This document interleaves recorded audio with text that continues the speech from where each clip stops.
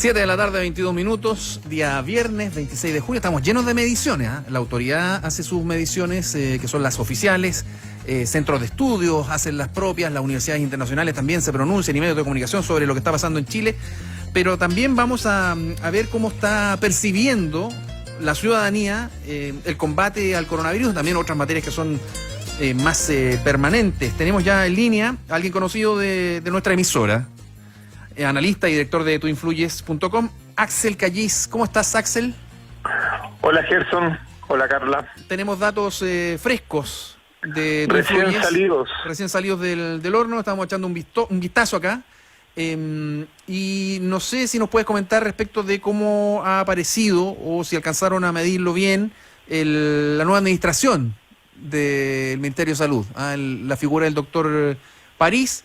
Porque, por ejemplo, una de las conclusiones acá es que un 85% de los que has encuestado en Tu Influyes dice que el gobierno ha actuado nada o poco transparente durante la crisis sanitaria y sube 2 puntos. ¿Esos 2 puntos son de París? Sí, yo creo que él tiene mucho más que 2 puntos. Le fue bastante bien comparado con lo que era la presidencia de Mañalich. Yo diría que, a ver, en términos generales, el gran déficit del gobierno desde, hace mucho tiempo, lo hemos conversado otras veces, pero en esta pandemia ha sido la comunicación gubernamental. Tanto la confianza, la credibilidad y la percepción de transparencia de los datos, y en ese sentido es bastante... un 85% dice que le cree poco, nada al gobierno en términos de transparencia, lo cual es una muy mala base para hacer que la gente se ordene y cumpla las cuarentenas. Sí, trae cola eso en relación a, por ejemplo, qué es lo que piensa la gente de quién debería conducir esto, porque sigue ganando fuerza, quienes estiman que, por ejemplo, debería ser una mesa compuesta por el gobierno, los alcaldes, colegio médico, especialistas, universidades, en fin. Sí, o sea, se ha instalado, y yo no sé por qué el gobierno lo ve de una forma tan traumática, porque en varios países esto también es ya no ni siquiera se conversa, es como parte de las vocerías, de la gestión de la pandemia, comprender que un gobierno no tiene por qué ser especialista en manejo de pandemia, o sea, puede tener salud pública, un ministro, pero este gobierno lo percibe de una forma muy traumática, y para la gente casi un 67% subió absolutamente con respecto a un par de puntos, 10 puntos, con respecto a la medición del mes pasado, que debe ser una mesa del gobierno, colegio médico, especialista y alcalde. O sea, de verdad a mí me sorprende cuando se plantea el tema de la cogobernanza de la pandemia, y lo cual en otros países es absolutamente natural y normal. Ahora, le fue bien a Enrique París porque debuta con un 15% de notas 6 o 7. Recordemos que en la encuesta del mes pasado, Mañalich estaba ahí en el 9, igual que el presidente Piñera, el gobierno de Chile. Es decir, estaban todos en la misma baldosa, como se dice, y la verdad es que la percepción que se tiene del ministro es bastante alta. De hecho, en la medición que hicimos sobre las figuras de la pandemia, como lo emergente, obtiene en la primera mención obtiene 14 puntos, que es muy parecido a lo que tiene, y Yisca Siches con 41. Pero está bien ubicado, o sea, es una figura limpia y que las personas le están dando su luna de miel. Sí, quiero rebobinar un poquito, Axel, y volver al punto de cómo percibe la gente que debería conducirse la crisis. Hemos comentado, por ejemplo, el caso español de Fernando Simón, una figura anexa, que no es parte del gobierno, para por lo menos hacer la vocería del coronavirus, y pese a lo trágico que ha sido también allá, mucho más que acá en su peor momento en España, es una figura tremendamente valorada, incluso la gente se mandó a hacer camisetas con su nombre. O sea, él estuvo enfermo, se contagió en medio de la crisis, del epicentro de yo soy fanático de ver el reporte español, porque es un reporte absolutamente integrado, con poco lo que está haciendo, pero también le ponen el componente de orden público, porque allá era muy importante también lo que era la trazabilidad y el cumplimiento de la cuarentena. Y él se enfermó durante la cuarentena, estuvo COVID y seguía haciendo la vocería desde su casa con una tos bastante fuerte. Sí, Ahora, respecto de... Quiero sacarte un poco de los resultados de la encuesta, pero basándonos en esta, a propósito de lo mismo. O sea, ¿tú crees que la decisión de no pasar la pelota y de tener todo esta, la contability y también las vocerías absolutas, digamos, en el tema del manejo de la pandemia, ¿crees que ahí hubo un cálculo de, ¿saben qué? Nos va a ir bien y por lo tanto acá vamos a tener rédito? A ver, yo creo que están apostando a que el ministro logra dar trato, como se dice en el mundo de la política, a todos los actores que podrían de una u otra forma amenazar la vocería, llamémosle. Entonces lo que hace es integrar, y cuando el ministro integra, lo que hace de una u otra forma, socializa las pérdidas, pero evidentemente puede monopolizar las ganancias. Es decir, si la persona, nosotros también medimos por dónde se informan, perdón que vuelva a la encuesta, pero que es muy importante, las personas se están informando mucho por la televisión y nos deja llamar la atención que un 17% dice que se informa por los reportes diarios, esos que vemos en la mañana y en las cadenas, lo cual no es menor. O sea, es un fenómeno. Alto. Es un fenómeno. Entonces ya se está transformando en una especie de hábito de mucha gente de ver la cadena, el reporte de la matinal, por donde se informan, y en ese sentido el ministro lo ha hecho en ese sentido muy bien, porque ha puesto figuras del colegio médico, ha puesto alcalde, ha puesto otros voceros, ha compartido, pero no me cae la menor duda que un resultado feliz de esto no va a haber, ya no lo hubo, por lo tanto lo que suceda, si se sale un poco menos mal de lo que estamos ahora, el gobierno va a tratar de capitalizar esa performance. Sí, pues ninguna cifra en relación al coronavirus desde el comienzo hasta el final va a ser positiva, sin duda. Sí.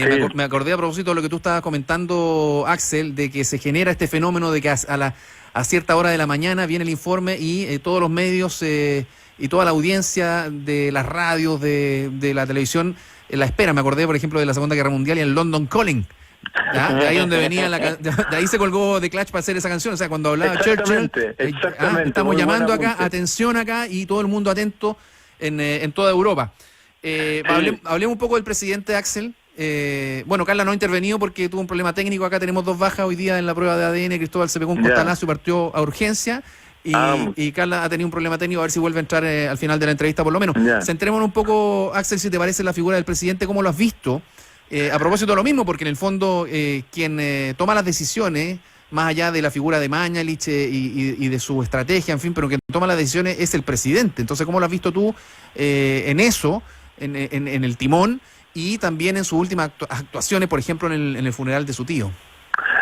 A ver, yo creo que bueno, la gente tiene completamente cristalizada la opinión. El presidente Piñera había subido en el mes pasado la aprobación a un 15%, ahora luego baja nuevamente a 13%, y yo creo que él está absolutamente, o sea, yo diría que no logro entender esta pulsión por hacer semicadenas. O sea, yo no conozco ni un presidente en América Latina que hable, salvo el de México, que habla todos los días, o Maduro, que hable todos los días por algún tema y haga un cierto abuso de las cadenas, como si eso fuera a generar un mayor rédito en términos de su aprobación. Yo creo que a esta altura él creo que se dará cuenta que salir excesivamente de televisión no constituye un plus, ni genera mayor adhesión ni credibilidad.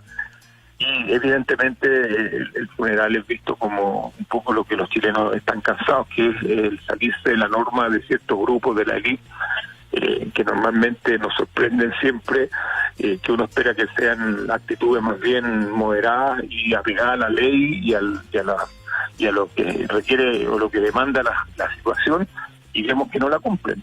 Entonces, de hecho, de una otra forma cosechan un poco a través de los estudios de opinión pública esa baja adhesión que tiene el presidente.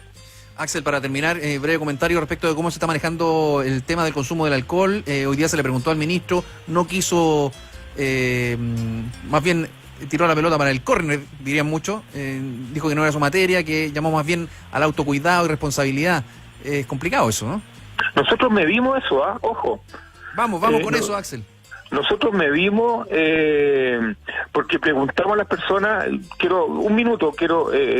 cuáles eran los consumos que habían mantenido, disminuido, suprimido, y en el tema de los cigarrillos, las bebidas alcohólicas y equivalentes, un 23% dijo que en la encuesta que influye que lo había mantenido, un 32% que lo había disminuido y un 45% que lo había suprimido, que es mucho. Es decir, a mí me sorprendió porque yo pensé que con la pandemia las personas iban a seguir consumiendo cigarrillos por la tensión que existe. Y ahora, cualquiera diría, bueno, ¿ha consumido más o menos alcohol? No, menos. ¿Habrá sinceridad y franqueza en esa respuesta? No, es que esto es con respecto a suprimir los gastos asociados a... gastos, ya. Gastos.